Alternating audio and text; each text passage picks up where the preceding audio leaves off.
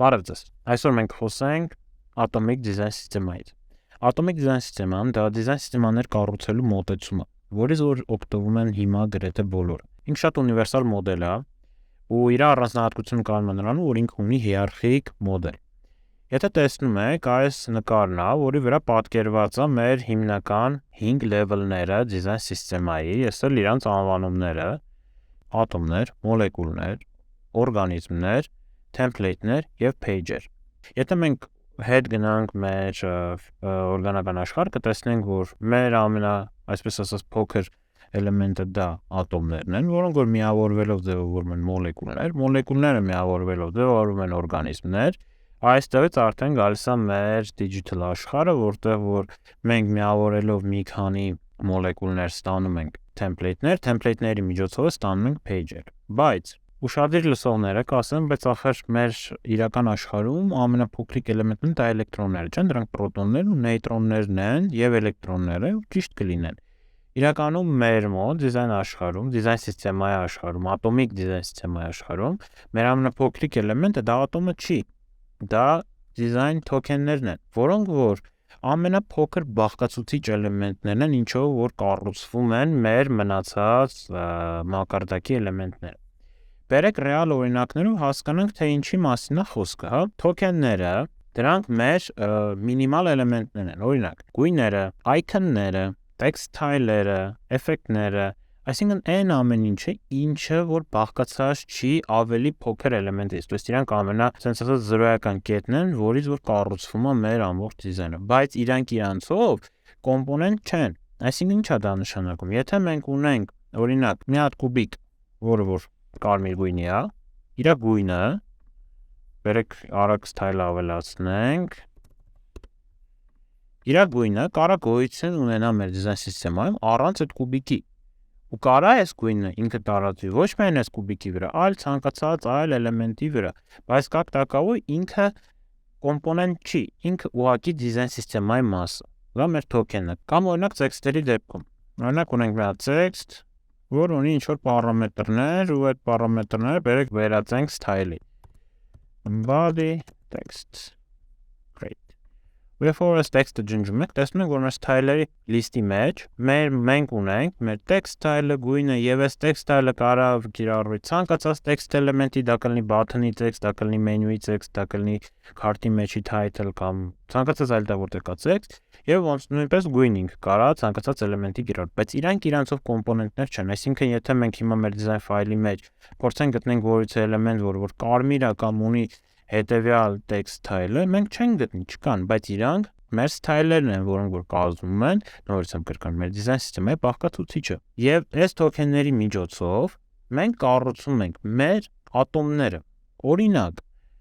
մեր ատոմը իրանից կարող ներկայացնի հասարակ button։ Բերեք այս style-ի անունը փոխենք button text, որպեսզի մի քիչ ավելի ճիշտ լինի։ Բերեք մի հատ text գրենք, button Իրան տանք մեր button text style-ը, ինչով արդեն տրված է։ Իրան դնենք մի հատ auto layout-ի մեջ եւ այդ auto layout-ի գույնը տանք մեր կարմիրը։ Բերեք իրանը վերածենք կոմպոնենտի, ճիշտ անենք button։ Մեր առաջի կոմպոնենտն է, այսինքն մեր ատոմն է, որից որ ներքև մենք այլ բան չունենք, ընդամենը ունենք մեր text style-ը, որը apply եղած իր վրա, եւ գույնը, որը apply եղած իր background-ի վրա նույնպես։ Իդեպ մոռացա ասեմ, token-ների մեջ մտնում են նաեւ մեր radius-ները, մեր spacing-ները, մեր grid-երը, այսինքն այն բոլոր բազային բաները, որոնց միջոցով կառուցվում է մեր դիզայնը հետագա։ Okay։ Եվ բերեք մի հատ button սարքենք, օրինակ դա կլինի մեր text, չէ, outline button, որը որ նույնպես կլինի auto layout-ի մեջ, որի text style-ը պահպանված է, որին մի հատ stroke կավելացնենք, որի գույնը նույնպես կլինի մեր կարմիրը։ Ունենք երկու հատ button, երկու հատ component, outline button։ Հիմա հաջորդիվ մենք որպեսզի ունենանք մեր մոլեկուլները, ինչ ենք անում մենք այդ մեր մոլեկուլները։ Վերցնում ենք երկու հատ button, Մեր տվյալ դեպքում երկու հատ button, բայց երկու հատ ատոմ։ Իրանց օգտագործելով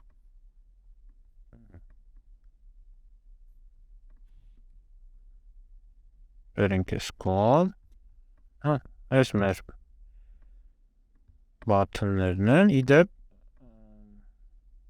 պարտադիր չի, որ երկու տարբեր կոմպոնենտ լինի, կարող է նույն կոմպոնենտից երկու հատ լինի, որպեսզի համարվի մոլեկուլ, այսինքն մոլեկուլը դա այն էլեմենտն է, որը որ իր մեջ պարունակում է մեկից ավել ատոմ։ Չի կարա մի հատ լինի մեջ, դա մի քիչ, ասենց ասեմ, չի կարան կոպիտ անջում, բայց մի քիչ սխալ է ունենալ մոլեկուլ, որի մեջ մենակ մի հատ ատոմ կա, դա նշանակում է, որ ինքը ասած տնից ատոմ է։ Okay, այս երկուսը իրար հետ sense ընտրելով, իրանց վերածում ենք, ունենք քիչ ավտո layout-ի, մեջ մի հատ է կար։ Վերածում ենք մի հատ ավտո layout-ի, իրան ասում ենք, որ դու դասավորում ես հորիզոնական եւ քո էլեմենտների միջև հեռավորությունը 20 պիքսել է։ Պայմանական է։ Եվ այս մեր ավտո layout-ը գրենք button group։ Մեր այս ավտո layout-ը վերածում ենք կոմպոնենտի։ Եվ հիմա մենք ունենք մեր մոլեկուլը։ Բերեք sense պատկերացնենք, ինչա իրանից ներկայացնում օրգանիզմը։ Օրգանիզմը դա կամ մեկից ավելի մոլեկուլների խմբավորում է, այսպես, կամ մոլեկուլի եւ ատոմի խմբավորումը։ Հիմա իհարկե ինքը դիզայնի տեսանկյունից շատ սխալ բաներ ես անում button օգտագործել, բայց փորձում եմ ձեզ գաղափարը հաղորդեմ։ Եվ եթե մենք այս երկուսը վերցնենք իրար հետ, այսինքն մեր մոլեկուլը, մեր button group-ը եւ մեր ատոմը կարա ինքը եւս մի հատ է մոլեկուլ լինի, եւս մի հատ է ատոմը լինի, կարա մի հատ առհասարակ կոմպոնենտ լինի, որ մեր թոքենների մեջից, այսինքն մի հատ իկոն կա, բերենք, ստեղ դնենք։ Ու այս ամեն ինչ իրար հետ ավտո layout ենք անում, օրինակ կարա group լինի, բայց ճիշտ ավտո layout-ը մի քիչ էլի, անում ենք տալի մեր, չգիտեմ, button big